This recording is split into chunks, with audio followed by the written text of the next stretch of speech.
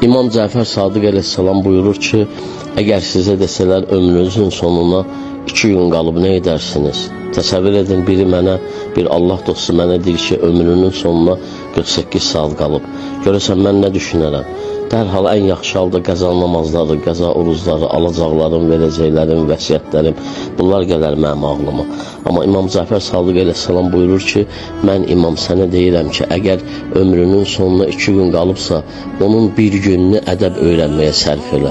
Həqiqətən insanı cəmiyyətdə həm bu dünyada, həm ahirətdə nicat verən ədəbdir.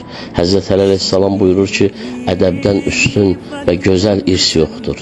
Həzrət Peyğəmbər sallallahu aleyhi və səlləm buyurur ki, Əddəbəni Rəbbi 40 sənətən. Mənim Rəbbim, mənim Allahım məni 40 il ədəbləndirdi. Loğman həkimdən soruşdular, ədəbi kimdən öyrəndin? Dedi, ədəbsizdən. Soruşdular, ədəbsizdən ədəb öyrənmək olar. Loğman dedi ki, bəli. Mən baxdım, gördüm, ədəbsiz hansı işləri görürsə, mən onların əksini gördüm. Tam tərsinəsini yerinə yetirdim və ədəbli oldum. Həqiqətən bir insanda ədəb olarsa, ailəsində, cəmiyyətdə, işində, təhsilində, hər bir sahədə ədəbli olarsa, o həm ailəsində, həm işində, həm cəmiyyətdə vücudu onun əmin-amanlığı olar. Allah bizim axırımızı xeyirli və bərəkətli eləsin.